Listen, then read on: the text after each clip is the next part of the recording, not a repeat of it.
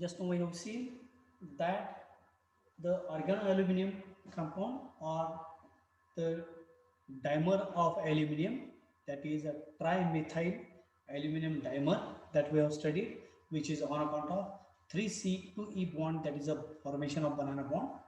We have seen that in this case these are the two electrons, or these are the two electrons those are responsible to form the banana bond or three center two electron bond. Now what about these two electrons and these two electrons? Here the terminal methyl groups are there. Here one carbon is there, first orbital, the second orbital, third orbital and fourth orbital. Same is true for this carbon, first, second, third and fourth. Here again one carbon atom is there having four hybridized orbitals are there, that is sp3 hybridized orbitals are there like this. So these electrons are involved in forming the bond between this carbon and aluminum. So there is no question of insufficiency of electrons.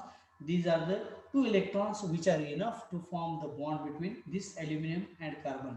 So these four bonds have been produced by mutual sharing of electrons between carbon and the aluminum. So these terminal bonds are formed normally, that is normal covalent bonds are formed, but the formation of bridge bond requires 3C2E bond that we have already studied. So I am repeating so many times the formation of a banana bond. This is because just to ensure you to make familiar the technical words which you come across while giving the seminars or while writing the explanation for this. So one should bear in mind that while writing the structure of the description for the structure of organoaluminum compound, that the first point that you have to remember that I am showing here, just we have to go through this first point, that in organoaluminum compound 6 methyl groups are present, but they are in two different environments. 4 methyl groups which are present on two extreme sides of aluminum known as terminal, and 2 methyl groups which are present in between two aluminum atoms. Again, there is one more point that I want to add here, that these are the two methyl groups which are almost perpendicular to the rest of the molecule. So these bridge methyl groups, they are forming, they are perpendicular to the terminal methyl groups.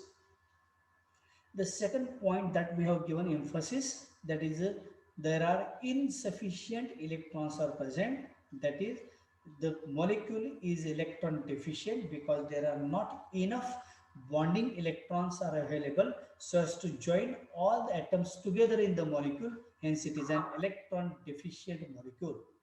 Thirdly, each aluminum is a tetrahedrally surrounded by 4 methyl groups that I already explained in more detail just now. Then fourth point, that every aluminum has undergone sp3 hybridization. But the point to remember here, that even though aluminum has undergone sp3 hybridization, 4 hybrid orbitals are there, but only with 3 electrons are there. Then next point is that this structure is regarded as a bridge structure because there are, we can find that there are aluminum carbon from methyl group and aluminum bridges are there, hence the structure is known as a bridge structure.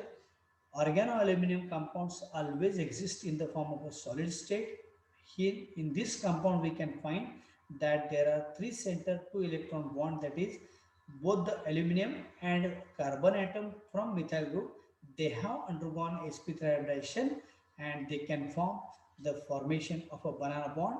That means the whatever electron density, that is 2 electrons which are commonly shared by the 3 atoms together, that electron density is a delocalized. Delocalization means equal spreading of electron density.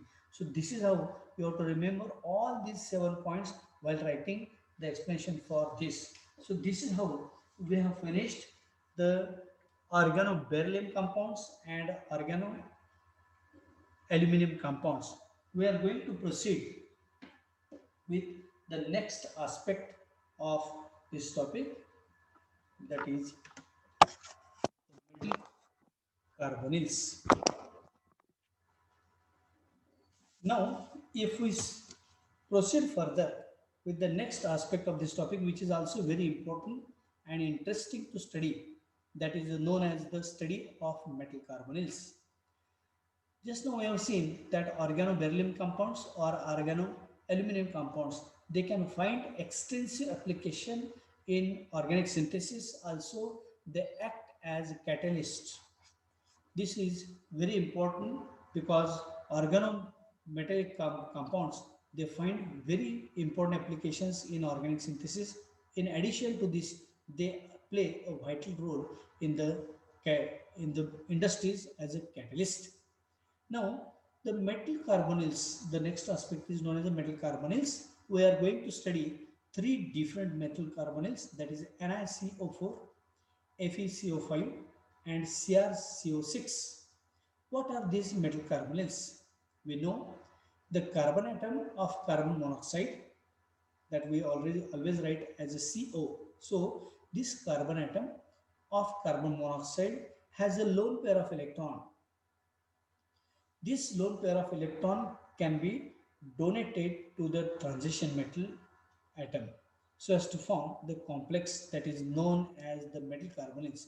So the lone pair of electron which is present on carbonyl group, that is commonly shared to the transition metal atom, and the new compound thus formed is known as a metal carbonyl. Thus, the metal carbonyls are nothing but these are the complex compounds of transition metals with carbon monoxide. So, complex compounds of transition metals with carbon monoxide are known as a metal carbonyls. The number of carbon monoxide molecules are carbonyl or carbonyl molecules which get chemically bonded to a metal through coordinate bonds vary with the nature of the metal. So there is no fixed number of carbonyl atoms which are bonded actually with transition metal cation. So this number with which the metal atom that is to be bonded depends upon the nature of transition metal. For example, if it is nickel, then 4 carbonyl groups must be surrounded by nickel. If it is iron, then 5 carbonyl groups must be surrounded by this iron. If it is chromium, then 6 carbonyl groups must be surrounded by chromium. So, the number of carbonyl groups which are directly bonded to transition metal, that wholly depends upon the nature of transition metal cation. These metal carbonyls thus found can be categorized into two main classes. The first class, that is known as the mononuclear carbonyls, and second class is known as the polynuclear carbonyls. Normally, the mononuclear carbonyls are shown with the help of, say for example, I would like to show you here the general formula for this mononuclear carbonyls.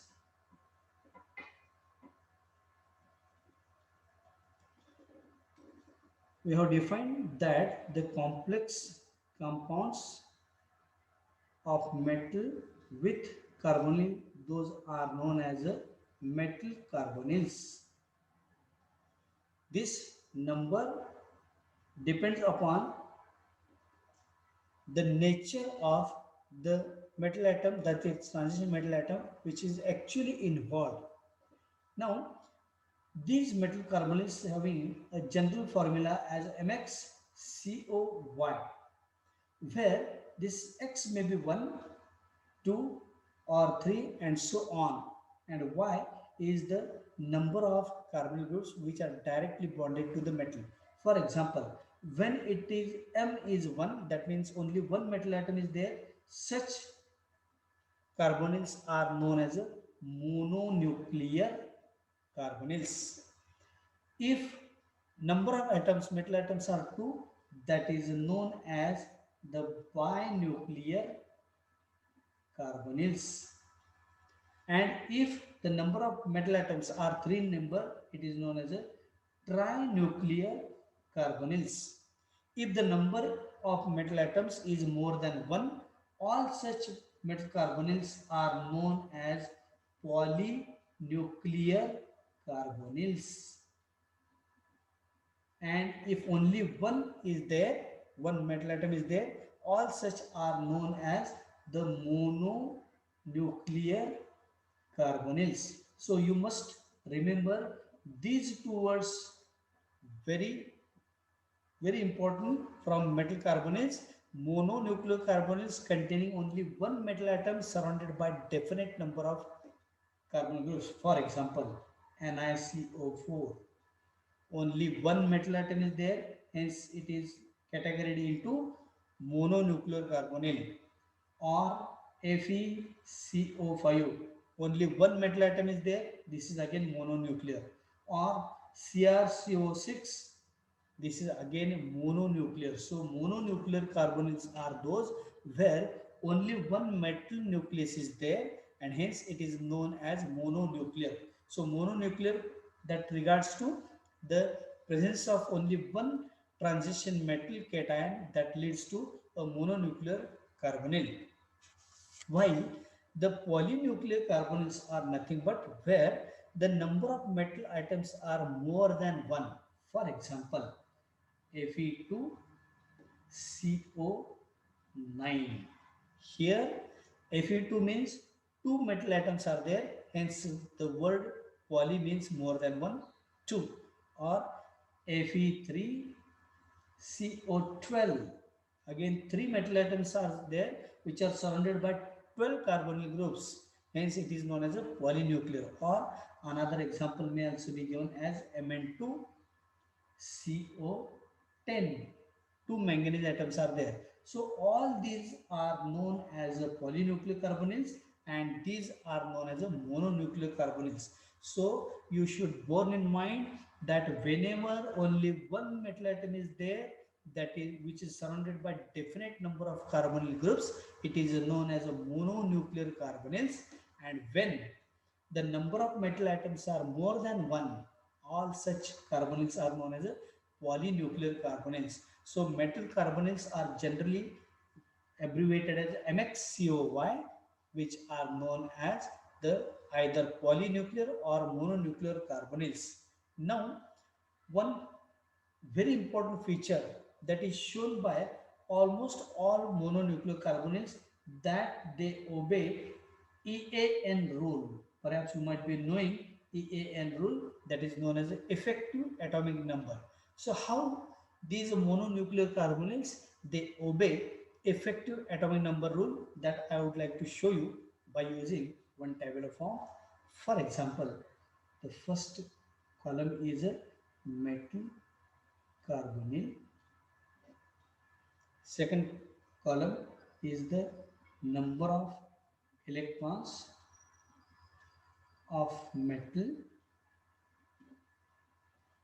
and third, the effective atomic number. This is simply a number which exactly matches with some nearby inert gas element. For example, if I consider the first as a CrCO6, as we know, chromium is a transition metal which contributes 24 electrons. That means its atomic number is 24. Now, 6 carbonyl groups are there. That means 6 carbonyl ligands are there. And as we know that every ligand should contribute 2 electrons. So, 6 ligands will contribute 6 electron pairs or 12 electrons. So, effective atomic number is 24 for chromium. Chromium can contribute 24 electrons, and 6 carbonyl will contribute in all 12 electrons. So the total effective atomic number is 36, which is a inert gas configuration as that of krypton. So 36 is a EAN. So what is the EAN for hexacarbonyl chromium? It is definitely 36. Why it is 36? Because 24 electrons are contributed by chromium and 12 electrons are contributed by 6 ligands. The second is FeCO5. 5, that is a pentacarbonyl iron. Iron, as we know, is a 26th member of periodic table, which can contribute in all 26 electrons. Now 5 carbonyl ligands will contribute 10 electrons or 5 electron pairs. So total is 10. So 26 plus 10 is 36. Again, this pentacarbonyl iron is having the effective atomic number is 36, which is inert gas configuration as that of krypton. Then the third example is of nickel, NiCO4. Nickel having atomic number 28, as we know. Then 4 carbonyl groups will contribute in all 8 electrons or 4 electron pairs. So 28 plus 8. This again comes to be 36, which is a krypton gas configuration, that is inert gas. The fourth example can also be given as molybdenum MoCO6, molybdenum having atom number 42 in the periodic table. So 42 electrons are contributed by molybdenum plus 6 carbonyl will contribute 12 electrons. So 42 plus 12 is 54. 54 is a atomic number of xenon. Xenon is again inert gas element. So 54 is a effective atomic number for molybdenum. The fifth example, tungsten, WCO6. Tungsten having atom number 74. Then tungsten will contribute 74 electrons plus 6 carbonyl groups will contribute 12 electrons. So 74 plus 12 is 86, which is nothing but it is a radon gas configuration Rn, that is a radon. And one more example is there, that is vanadium VCO6. Vanadium, as we know, having atom number 23. So 23 plus 6 carbonyl will contribute 12 electrons or 6 electron pairs. So this comes to be 35. So this is an exceptional case, that is the number 35 does not matches with any of the inert gas series element. So this is an exceptional case where vanadium metal carbonyl, that is exceptional. So such types of effective atomic number determination questions has been asked. Just now, last week, that MSc first semester first exam was held by Shivaji University, and in that question paper this type of question has been asked.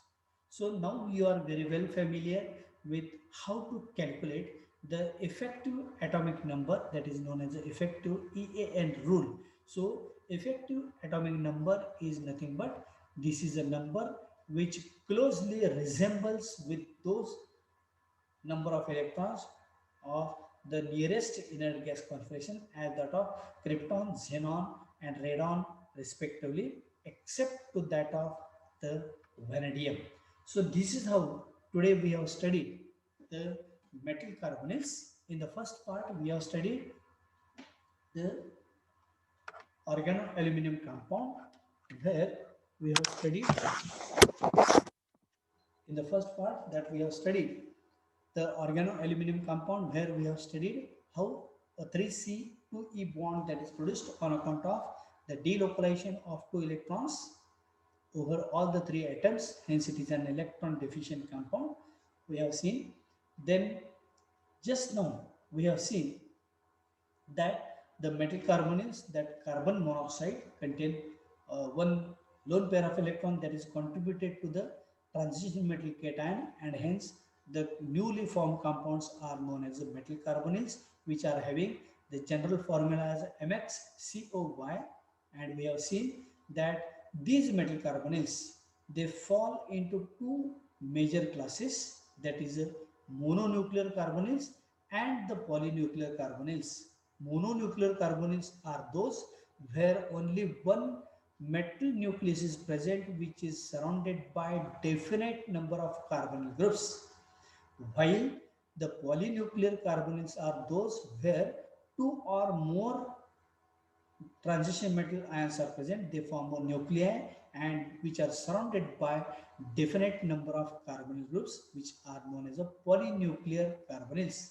And the point two that we have discussed in more elaborate manner is all mononuclear carbonyls except that of vanadium, they obey the EAN rule, that is effective atomic number rule. That means these carbonyls, they contain the exactly same number of electrons. Those are exhibited by some nearest inert gas configuration as that of krypton, xenon and radon respectively. I have shown you these examples also. So here today I would like to stop here because only 10 to 15 minutes are left, so it is very difficult to start with the structures of these mononuclear carbonyls. We are going to study in more details the structure of NiCO4, that is tetracarbonyl nickel, FeCO5, that is pentacarbonyl iron, and CrCO6, that is hexacarbonyl chromium. So these three structures are to be studied in the next week, that is on Monday. But before this, I would like to make an important announcement that as usual, we are again going to start with the seminars. The part of the topic, that is metals, semiconductors and superconductors, those are already covered up to band theory of metals. The remaining part that we have to cover is a ceramic superconductors. So this small part that is left, so I am giving this responsibility to students. They must be communicated by you. I think they are not present. I have checked the uh, presentee here also, but I would like to announce the two names, Akshata Jadhav and one more is Ankush Baliram Patil. These are the two students. They have to deliver the seminar on next Tuesday, that is on 12th January, during my second lecture. So they have to prepare either PowerPoint presentation or they may prepare the whatever they have to prepare, that is on paper, and you have to send it to me on my email or on my WhatsApp, and I will share a common screen during your seminar. So once again, Akshata Jadhav and Ankush Baliram Patil. These are the two students. They have to deliver seminar on the ceramic superconductors. They have to give the explanation for the CVD method. That is, we have discussed in more detail. That is chemical vapor deposition method that I already discussed. Then they have to discuss the tetragonal structure, that is stack structure for this YBA2CU3O7. You have to draw the perfect diagram of the cube and also you have to discuss the applications. So these are the two students. They have to deliver the seminar on ceramic superconductor, the method that you have to discuss, CVD method. Secondly, you have to discuss the structure, and third point, that is applications of ceramic superconductor. That will complete our last topic, that is metals, semiconductors and superconductors. And after this seminar, the remaining students will deliver the lecture, the seminar on the remaining topics. So again, we are going to start with the seminar. So these students should remember the time, next Tuesday, my second lecture on 12th of January. So I would like to stop here. Thank you very much.